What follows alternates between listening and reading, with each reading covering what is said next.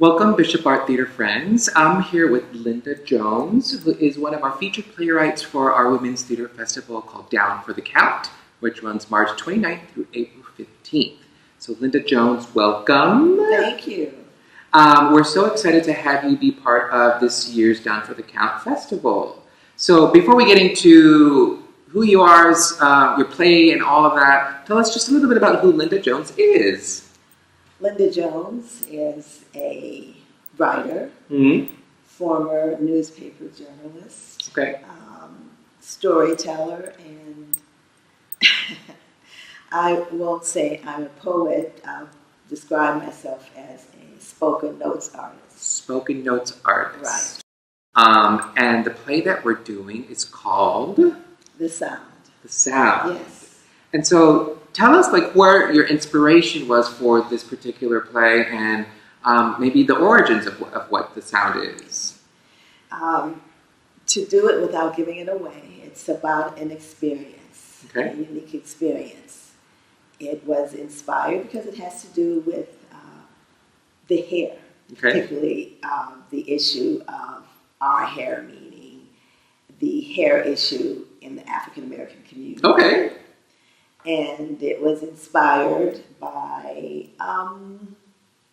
through conversations, through the collective that I formed called the Nappy Hair Affair, which is now 20 years old. Oh, congratulations. Which is a collective that I use hair as a device to promote African American culture and identity. Oh, okay. So the sound piece evolved from that, if you will. Okay. And so The Sound is a play. Is this your first play that you've ever written? It's my first play. Okay. Actual play. I have That's exciting. Co-produced a play performance, but that was with the help of directors who does this second. They do this kind of thing, second nature. So they shape some writings that I have. But this is my first piece that has been performed as a poem before. Okay, so it was a poem before. It was a poem before, so it had been on stage, but this is its debut as its own standalone theatrical piece. Theatrical piece. The language. Thank you. Yes. Well, that's kind of exciting and amazing. So you said this was a poem first. Yes. And then you reworked it and revised it into this theatrical piece that we're going to be seeing. Yes. It's a monologue. It's a monologue. So then this is just one person up there. It's like an extended monologue. Yes. For this particular. Well, that's really exciting. That's I kind of love that because it's a way for us to kind of get a really personal insight onto somebody's thought process and mind, right? Yes. So that's really exciting that this is going to be on the stage against the other plays that are here, which all have characters, multiple characters, but yours is just one person. Yes. Wonderful. So tell us a little bit more about some of the things that you do as a writer, like what other works you've done, and all that kind of good things, those good things. Interesting. I focus a lot now on writing for well-being. Okay. Encouraging others to use writing as a way to practice self-care. I still do editing for others and coach people through their writing projects, particularly helping them conceptualize book projects or do read-overs, read through, and help them prepare their writing for the public. Okay. But through the wellness writing aspect, writing is a really dynamic art form that can be used in therapeutic ways.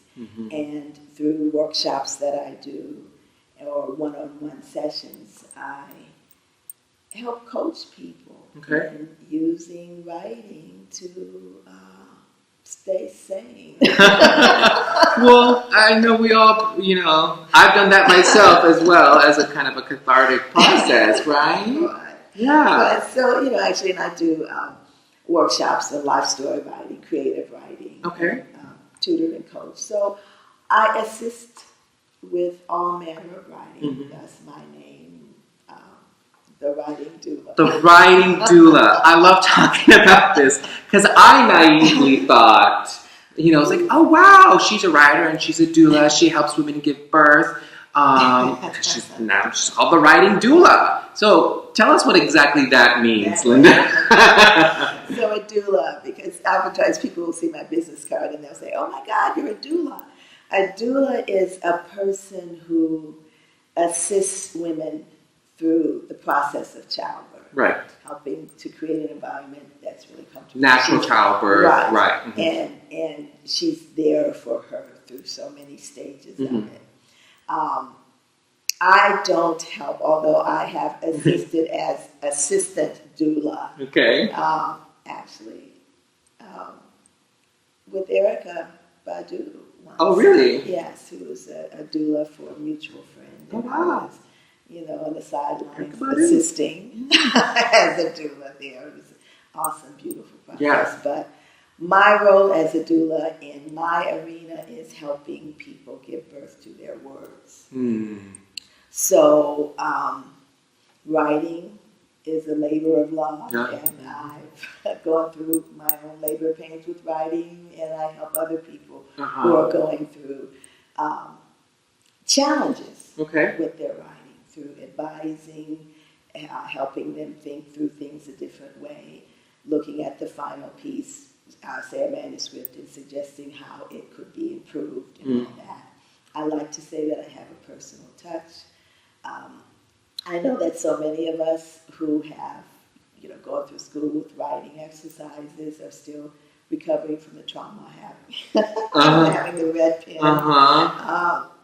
So I never use a red pen, but I do try to be as nurturing as I can, although still firmly and honestly helping clients realize what they're trying to realize with what they're working on with their writing.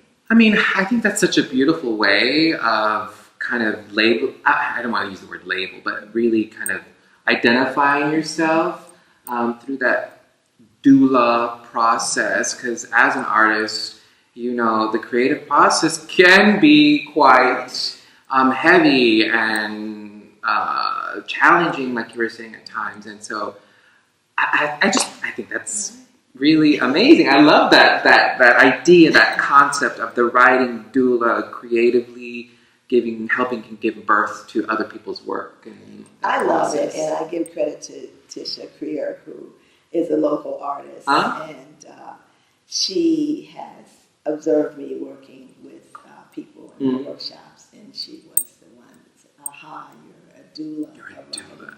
That's awesome. So I said, I received that. I love that idea. I absolutely love that idea. So as we were saying earlier, we're doing your work called The Sound. Yes. We don't want to give anything away. So what do you think somebody should take away from watching your piece? What would be the one thing or a couple of things that you would really want the audience to take away and take with them and put close to their heart? I hope that this helps them see, for anyone who has doubts about what their ideas might be, with works that they may have in progress or things that they may want to write, but feel, who would be interested in this, or this is too strange, or what have you, to trust their voice. And I hope it will inspire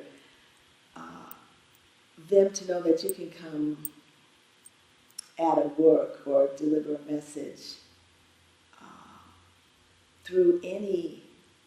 by listening to your voice and not being so, you can be inspired or influenced by other voices, but not feel that you have to tell a story in a certain way to deliver a certain message.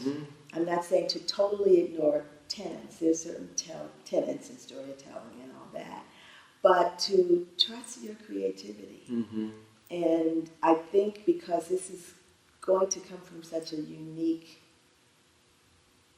direction. Mm-hmm. I'm hoping that it will inspire others to be true